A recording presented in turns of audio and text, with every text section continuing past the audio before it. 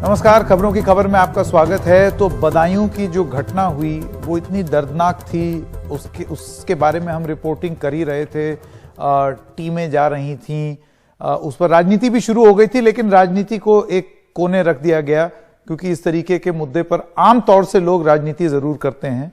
और उसी श्रृंखला में राजनीति से दूर नेशनल कमीशन फॉर वुमेन की टीम भी वहां पर गई, लेकिन उस टीम में उसकी एक अहम सदस्य जो कि अभी हमारे साथ जुड़ेंगी भी, उन्होंने एक बयान दिया जिसको एक विवादास्पद बयान माना जा रहा है। उनका यह कहना था वो बेवक्त अकेले ना जाती तो,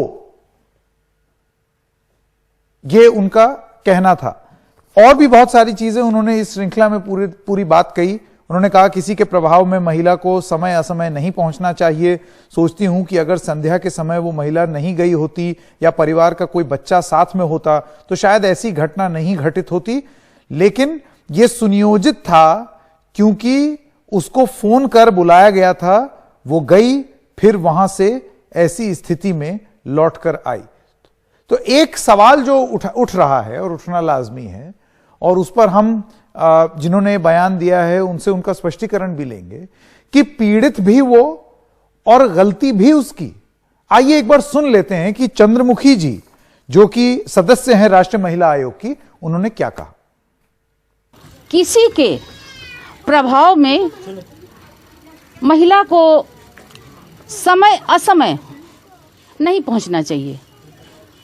सोचती हूं कि अगर संध्या के समय में वो महिला नहीं चली गई होती या परिवार का कोई बच्चा साथ में होता तो शायद ऐसी घटना नहीं घटती, लेकिन ये सुनियोजित था क्योंकि उसको फोन करके बुलाया गया, वो वहां गई, फिर वहां से ऐसी स्थिति में लौट के आई। हमारे साथ अब जुड़ गई चंद्रमुखी देवी, सदस्य राष्ट्रीय महिला आयोग, और जूही सिंह, आप सपा नेता हैं और आप पूर्व chairman Uttar Pradesh child rights protection commission भी हैं। मैं चंद्रमुखी जी आपसे शुरू करना चाहता हूं। देखिए, बेनिफिट ऑफ डाउट दे देना चाहिए और ये ठीक भी होता है। मैं आपसे ये जानना चाहता हूं कि क्या आप स्पष्टीकरण देंगी कि किस संदर्भ में आप ये कह रही थी, क्योंकि आपका बयान पढ़ करके ऐसे लगता है कि आप महिला को ही दोषी ठहरा रही हैं कि वो नहीं जाती तो ऐसा होता या बच लेती तो ऐसा होता। जी चंद्रमुखी जी नहीं, ये रिफ्लेक्ट कर रहा है ऐसा कि जैसा मुझसे बार बार कहा गया और पूरे कल से मीडिया ने इसको चलाया है। मेरा मतलब बिल्कुल ऐसा नहीं था, क्योंकि मैं महिलाओं की प्रबल पक्षधर हूं और महिलाओं को मैं स्वावलंबी, शिक्षित और उनको सक्षम बनाने की दृष्टि से पिछले 30-35 वर्षों से काम कर रही हूं।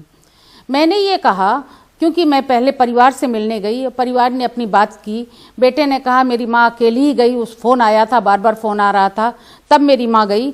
इसी संदर्भ में मेरे मुंह से ये बात आई सामने कि मैं सोचती हूँ कि शायद, जैसा हम कभी किसी घटना के क्रम में कहते हैं कि अगर ये ऐसा ना होता तो शायद ऐसा ना होता, उसी क्रम में मैंने कहा कि अगर वो महिला शाम के समय में, क्योंकि बारिश भी हो रही थी, 12 किलोमीटर दूर था, रास्ता सुनसान था, अगर शायद नहीं जाती या परिवार का कोई बच्चा होता, मैंने इस क्रम में ये कहा कि शायद उसकी जान बच सकती थी। मेरा बिल्कुल ये उद्देश्य नहीं था कि किसी महिला को बाहर नहीं जाना चाहिए, और वो भी वो महिला जो आंगनवाड़ी वर्कर है, जो रात दिन बाहर रहती है, लगातार काम करती है, 50 वर्ष की आयु है, पिछले कई वर्षों से वो आंगनवाड़ी में कार्य कर रही है, तो उसको मैं ऐसा कैसे कह सकती हूँ कि उसको बाहर नहीं जाना चाहिए था। मेरा कहने का मतलब ये था कि किसी के प्रभाव में, क्योंकि मेरे पास और भी वहाँ पे के बयान आए जिसमें उन्होंने कहा कि वो जो महंत है उसके प्रभाव में महिलाएं तंत्र मंत्र के चक्कर में चली जाती हैं। 2 साल पहले भी ऐसी घटना हुई थी। तो इसी संदर्भ में मैंने कहा कि किसी के प्रभाव में महिलाओं को समय असमय बाहर नहीं जाना चाहिए।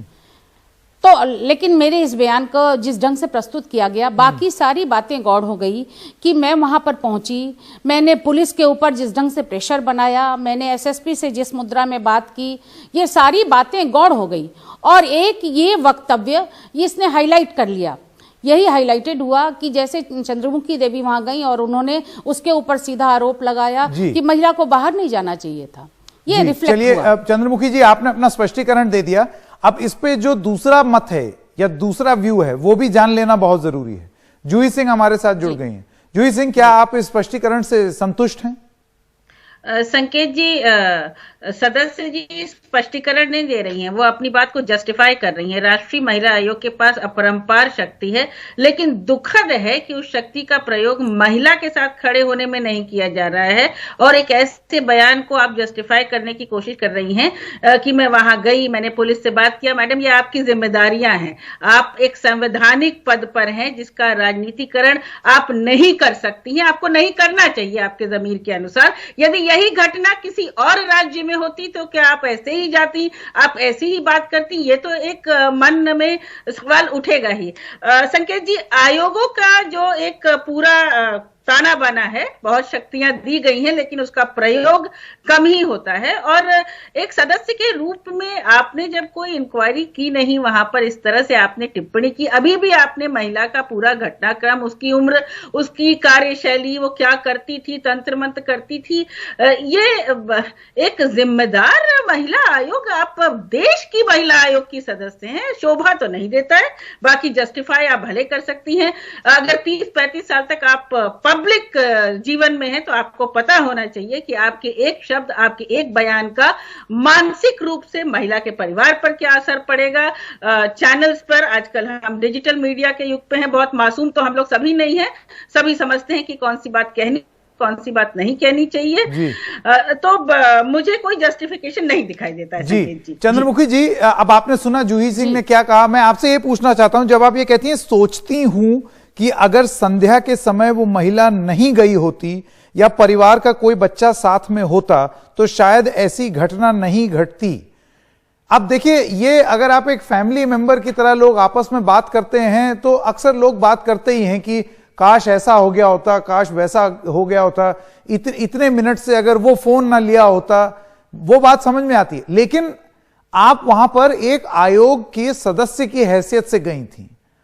आपको लगता है कि आपका बयान आपको और नाप तोल के बोलना चाहिए था, क्योंकि इससे एक छवि ये जाती है और आप उसमें लोगों पर यह आरोप नहीं लगा सकती कि मेरे बयान को तोड़ मरोड़ दिया।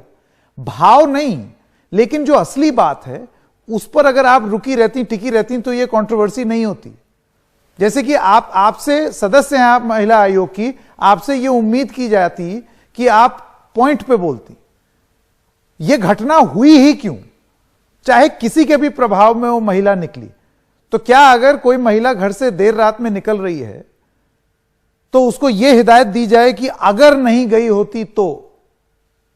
इस संदर्भ में इसका क्रिटिसिज्म, आलोचना हो रही है। चंद्रमुखी जी। हाँ ठीक है, अगर ये वाक्य नहीं होता। जी चंद्रमुखी जी बोलिए, हम सुन रहे हैं। जी हाँ, अगर ये वाक्य नहीं होता तो शायद आज इतनी बात नहीं होती। लेकिन और इसी के आलोक में मैं ये कहना चाहती हूँ कि मैंने वहाँ पहुँचने के बाद एसएसपी के साथ बात की। मैंने पूछा कि पुलिस की तरफ से इतनी लापरवाही क्यों हुई। मैंने सुबह सुबह उनके साथ बैठक की और मैंने पूछा कि पुलिस ने अगर सख्ती दिखाई होती, समय से काम किया रहता, पुलिस ने ये नेग्लिजेंसी नहीं की होती तो शायद वो महिला जीवित होती। क्योंकि पुलिस ने ही मुझको बताया, एसएसपी ने ही बताया कि जिस समय महिला अपने घर पहुंची वो अचेतावस्था में थी, वो जीवित थी। जी अगर आप मुझे इजाजत दें, ये सारी चीजें आप अपने स्पष्टीकरण में पहले भी बोल चुकी हैं। मेरा बस ये कहना है कि जब आपके बयान में आप कहती हैं सोचती हूं, तो ये आपका पर्सनल ओपिनियन है, ये आप अपने पर्सनल ओपिनियन है ना आपका। आप कहती हैं अगर संध्या के समय वो महिला नहीं गई होती, बस इसी बात से आपको नहीं लगता है कि संदेह उठता है कि आप एक तरीके से महिला को ही कह रही हैं कि अगर संध्या के वक्त महिला का निकलना क्यों ना हो, क्यों नहीं हो सकता ये? नहीं, बिल्कुल हो सकता है। हम जी बोलिए। नहीं, बिल्कुल हो सकता है भाई। हम तो हमेशा कहते हैं कि महिलाओं को अधिक से अधिक स्वावलंबी बनना चाहिए, महिलाओं को स्वतंत्रता मिलनी चाहिए, महिलाओं को शिक्षित होना चाहिए, महिलाओं को सक्षम होना चाहिए और इसके लिए उनको हर फोरम पे काम करना चाहिए, जैसा कि महिलाएं कर भी रही हैं। लेकिन क्योंकि तुरंत मेरी परिवार से बात हुई थी, बच्चे ने कहा कि हाँ वो माँ अकेली गई, हम लोगों को पता नहीं लगा, वो चली गई। अगर हम लोग रहते तो शायद ऐसा नहीं होता। इसी क्रम में ये बात मेरे मुंह से आई। अच्छा चंद्रमुखी जी, चलिए एक काम करते हैं, एक मिनट, देखिए हमारा उद्देश्य यहाँ पर ये नहीं है कि चंद्रमुखी जी को एकदम ग्रिल कर दिया जाए और उनसे ऐसे सवाल पूछे जाएं कि उनको जलील कर दिया जाए टीवी पर। ये एनडीटीवी में हमारा बिल्कुल मकसद नहीं है।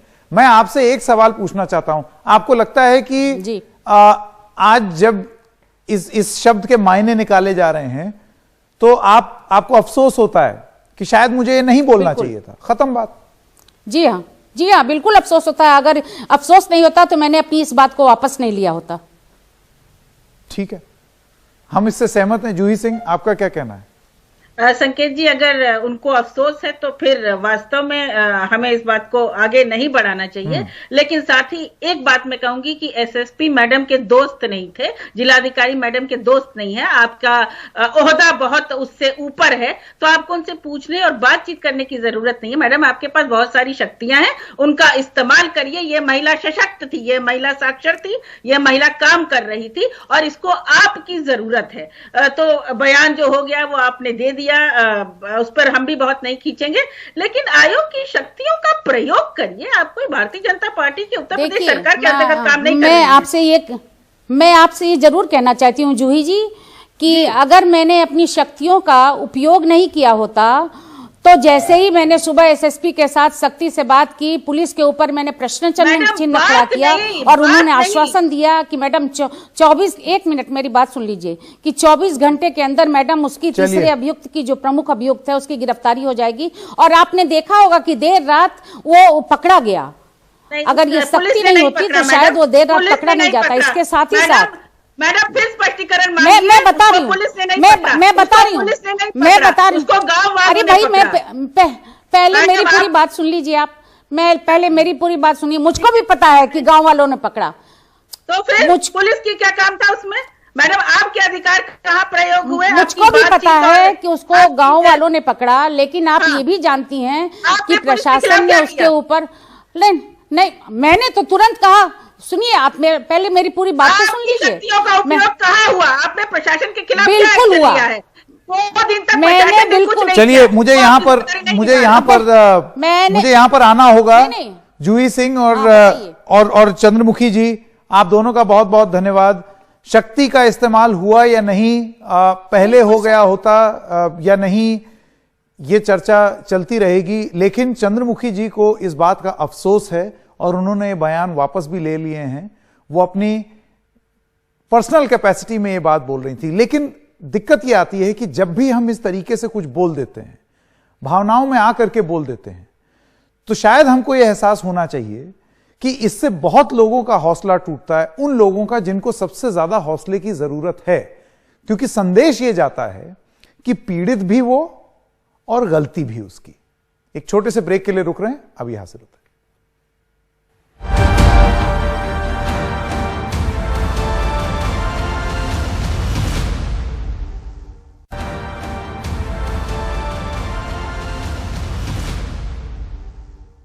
और उत्तर प्रदेश के बदायूं जिले में महिला के साथ गैंगरेप और हत्या के मुख्य आरोपी मंदिर के महंत को कोर्ट ने 18 जनवरी तक जेल भेज दिया है। मुख्य आरोपी को कल रात बदायूं से ही गिरफ्तार किया गया। वो अपने एक चेले के घर में ही छिपा हुआ था। उसे शरण देने वाले व्यक्ति को भी गिरफ्तार किया गया है।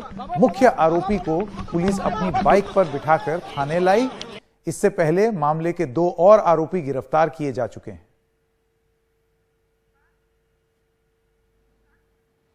और खबरें जारी रहेंगी एनडीटीवी इंडिया पर।